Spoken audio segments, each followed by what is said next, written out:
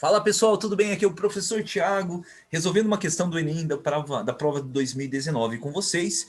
Diga-se de passagem, na minha opinião, a questão que exigiu mais esforço matemático aí dentro das questões de química na prova da ciência da natureza.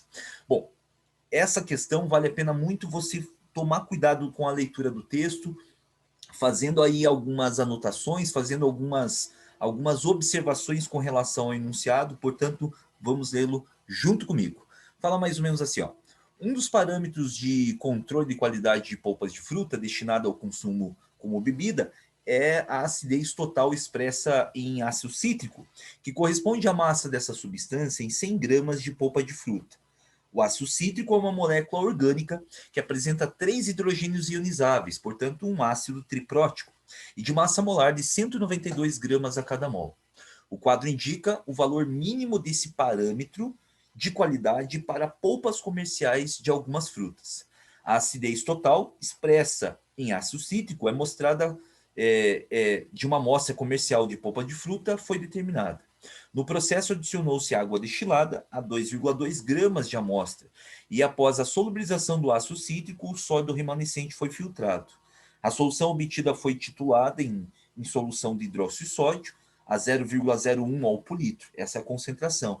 E se consumiram 24 ml da solução básica, que foi chamado, portanto, de titulante. O que eu gostaria que vocês fizessem com esse texto, e fica como sugestão de todas as questões do Enem que são carregadas com informações, é que você simplesmente grife algumas informações que você julga ser útil para que você possa fazer a resolução do problema. Eu vou ajudar você nessa missão. Ó. 100 gramas de polpa de fruta, essa é uma informação interessante. Então, a amostra que foi utilizada, ela foi utilizada experimentalmente, mas o quadro mostra para cada 100 gramas de polpa. A gente vai ter que fazer um ajuste daquilo que foi testado para aquilo que o quadro mostra, né? O valor mínimo de acidez para cada 100 gramas de polpa de fruta. Outra informação interessante aqui é considerar que esse ácido cítrico, como informado no enunciado, embora você possa não lembrar a fórmula do ácido cítrico, é a informação que ele é um ácido triprótico, ou seja, um ácido que tem 3 hidrogênios ionizáveis. Então, necessitam ser neutralizados numa reação de titulação ácido-base. Outra informação é que a massa molar desse ácido cítrico é de 192 gramas por mol. Outra informação ainda que nós utilizamos 2,2 gramas de amostra para o experimento e que esse foi titulado aí com hidróxido de sódio, que é o NaOH, a uma concentração de 0,01 mol por litro e se consumiu 24 ml dessa solução básica. Então, essas informações são muito importantes para a resolução do problema. Tanto que essas informações eu vou já escrevê-las aqui nessa sequência, mostrando pelo menos aquilo que são os dados do enunciado que estão sendo colocados em azul aí para que você fique com eles aí, né, na sua visão, para que a gente resolva junto a questão. Mas lá em cima, ó, do lado do quadro, eu ainda não li com vocês o objetivo do exercício, que ele pede lá para a gente assim, ó. Entre as listadas no quadro, que eu destaquei ali do ladinho, a amostra analisada pode ser de qual polpa de fruta? É isso que ele quer saber. Então, nós fizemos um teste com base na polpa de fruta, né? E ele quer saber qual polpa de fruta que foi utilizada ou poderia ser utilizado nessa análise. Muito bem.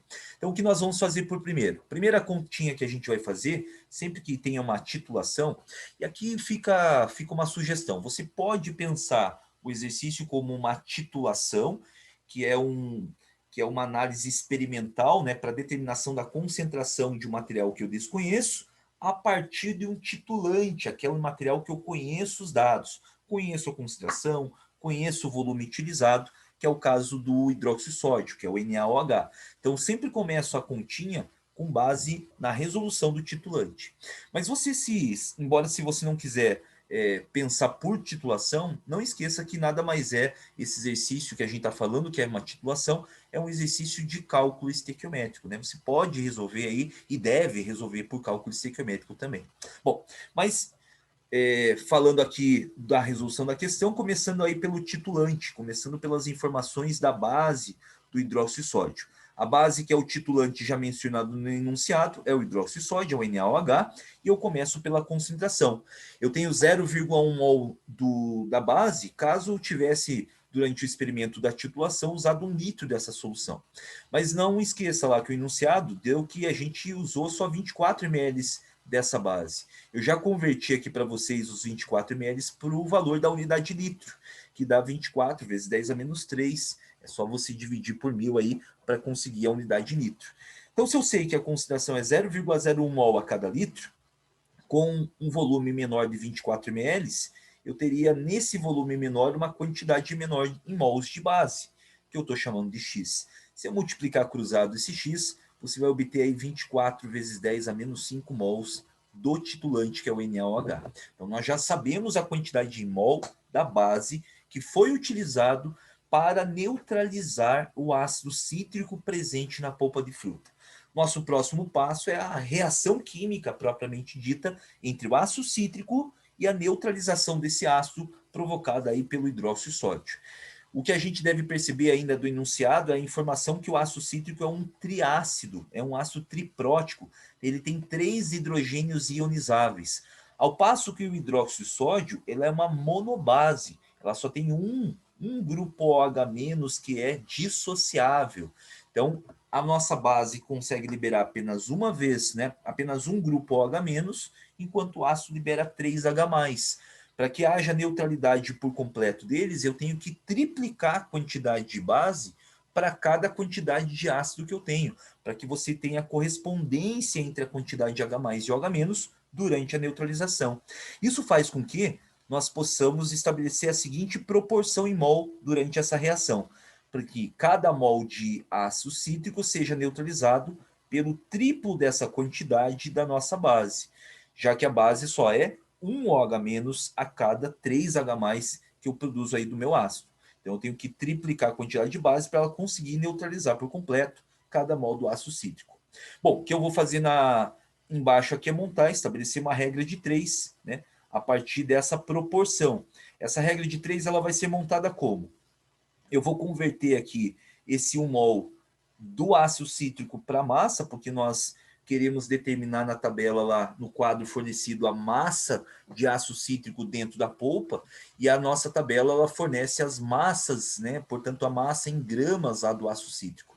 Então aqui eu vou converter o número de mols para massa, a gente faz isso pela massa molar, lembrando que o enunciado nos trouxe a informação que cada mol do ácido cítrico equivale a 192 gramas, então diretamente já coloquei 192 gramas.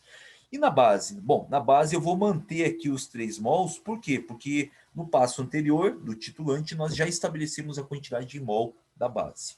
Bom, na linha de baixo o que nós vamos fazer? Nós vamos colocar aqui a quantidade de base que nós utilizamos no experimento durante a neutralização, durante a titulação, que foi de 24 vezes 10 a menos 5 mols de base, e eu vou determinar com essa quantidade de base qual a massa de ácido capaz de ter sido neutralizada nesse processo. Eu vou chamar aqui esse valor de Y em gramas. Estabelecendo essa regra de 3 multiplicando cruzado, eu consigo ali do ladinho um valor de Y correspondente aqui a 0,1536 gramas, ou seja, um valor de massa de ácido cítrico aqui bem pequenininho. Bom, se você observar esse 0,1536 gramas, não tem nenhum valor dele ali referente à tabela. Por quê? Porque esse valor de ácido cítrico ele está dentro daquela amostra utilizada durante o experimento, que foi uma amostra aí de apenas 2,2 gramas. Recorde comigo que no enunciado ele tinha falado isso, né? Que ele utilizou 2,2 gramas de polpa durante essa titulação. E o que nós percebemos? Que nesses 2,2 gramas de polpa, existe dentro disso 0,1536 gramas de ácido cítrico. E a nossa tabela, o quadro fornecido, foi para cada 100 gramas de polpa. Então, se a gente ampliar esse valor para cada 100 gramas de polpa, eu posso estabelecer aqui um valor em gramas do meu ácido cítrico a cada 100 gramas de polpa. Eu vou chamar esse valor de Z, e se fizer a multiplicação cruzada, esse Z ele vai sair aí de aproximadamente 0,7 gramas. Ou seja, nós fizemos o experimento por titulação, determinamos que existe 0,7 gramas de ácido cítrico dentro de cada 100 gramas de polpa. E o que ele fala lá para a gente? Dentro das listadas ali na tabela, a amostra analisada que pode ser qual das polpas de fruta, né? Eu quero o valor mínimo de acidez. O valor mínimo de acidez tem que ser de quanto lá? Vamos lá. Na acerola tem que ter um valor mínimo de 0,8 gramas a cada 100 gramas de polpa.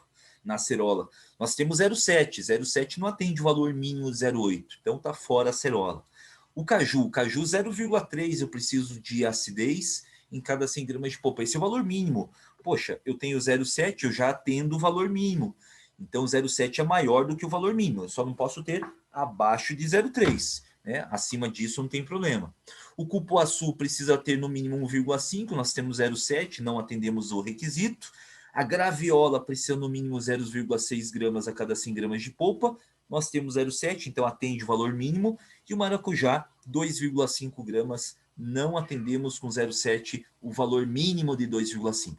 Portanto, ficamos apenas com caju e graviola, o que refere à alternativa certa, que é a letra C.